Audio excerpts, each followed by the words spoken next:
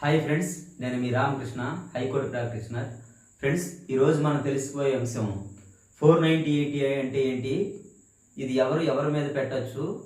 తర్వాత చాలామంది నన్ను అడుగుతున్న ప్రశ్న కానీ, లేదా ఇప్పుడు ఎక్కువ మోతాదులో ఒక 100 కేసులు పెడితే అందులో 90 కేసులకు సంబంధించి ఈ 490 కేసులే ఎక్కువ ఉంటున్నాయి. సో అసలు ఇదంటే ఏంటి, దీని నుంచి మనం ఎలా తప్పించుకోవచ్చు అనే దాని గురించి ఈరోజు మనం ఈ వీడియోలో తెలుసుకునే ప్రయత్నం చేద్దాం. అయితే 490 అంటే దీని మీనింగ్ క్రూయల్టీ అంటే ఏంటంటే, ఎవరైనా సరే భార్యని హస్బెండ్ కానీ ఆర్ హస్బెండ్ యొక్క రిలేటివ్స్ కానీ ఏదైనా టార్చర్ చేసినట్లయితే దాన్ని క్రూయల్టీ కింద మనం పరిగణిస్తాం. అట్లాగే దాన్ని పోలీసులు 490 కింద కేసు అనేది నమోదు చేయడం జరుగుతుంది. అయితే ఇది ఎంతలా మిస్యూజ్ అవుతుంది అనేది ఒక చాలా ఉదాహరణలు ఉన్నాయి.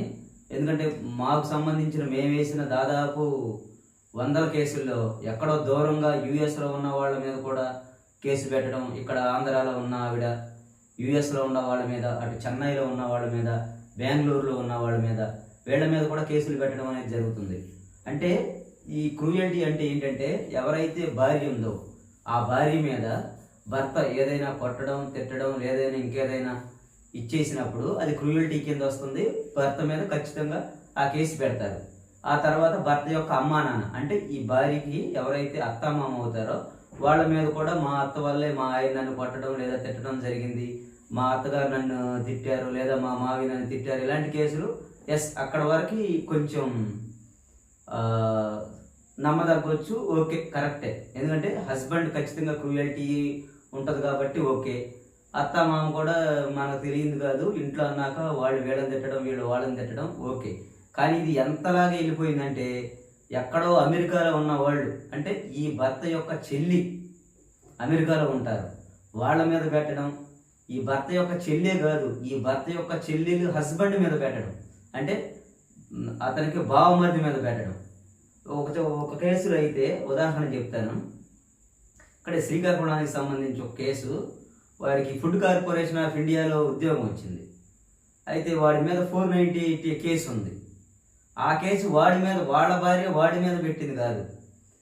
వీడు ఎవరైతే ఇప్పుడు ఉద్యోగం వచ్చిందో వీళ్ళ భార్య యొక్క అన్నయ్య వాళ్ళ వైఫ్, అంటే ఇప్పుడు ఉద్యోగం వచ్చినటువంటి, చూడండి ఎంత విచిత్రం అంటే, ఉద్యోగం తెచ్చుకున్న వ్యక్తి యొక్క వైఫ్ వాళ్ళ వదిలిపెట్టింది అన్నయ్య మీద, అత్తామామ మీద, చెల్లిని మీద, చెల్లిని భర్త అయినటువంటి ఈ ఎఫ్సిఐలో ఉద్యోగం వచ్చిన ఆయన మీద. సో ఇప్పుడు అతని ఉద్యోగం ఆగిపోయింది. అతని మీద 490 కేసు ఉంది కాబట్టి ఆ ఉద్యోగం ఆపారు. అయితే మేము హైకోర్టులో అది క్వాష్ చేయడం, తర్వాత రిట్ వేయడం, ఇది జస్ట్ క్రైమ్ స్టేజ్లోనే ఉందండి అని చెప్పి చేస్తే అదంతా వేరు. సో అంతలా మిస్యూజ్ అవుతుంది. ఇలాంటి సందర్భంలో ఎవరైనా సరే నా సలహా ఏంటంటే, భర్త అత్తామామ వారికి కాస్త ఇది, ఎవరైనా సరే వాళ్ళు కాకుండా ఇంటి పక్కన వాళ్ళ మీద, ఎక్కడో యూఎస్లో ఉన్న వాళ్ళ మీద, వేరే రాష్ట్రాల్లో ఉన్న వాళ్ళ మీద కావాలని ఇబ్బందులు పెట్టడం కోసం కానీ, వీళ్ళు కానీ మీ పేరును కూడా చేర్చినట్లయితే మీరు హైకోర్టుని ఆశ్రయించి క్వాష్ పిటిషన్ అనేది మూవ్ చేసుకుని మీ పేర్లు తీసేసుకునే సదుపాయం ఇక్కడ ఉంది. మీరు ఖచ్చితంగా హైకోర్టులో క్వాష్ పిటిషన్ మూవ్ చేసుకున్నట్లయితే ఖచ్చితంగా మీ పేర్లు అనేది, హైకోర్టు వీళ్ళ ఇన్వాల్వ్మెంట్ అనేది లేదు కాబట్టి వీళ్ళ పేర్లు తీసేయండి అనేటువంటి అవకాశం ఉంది. దీని మీద సుప్రీంకోర్టు జడ్జిమెంట్ కూడా ఉంది.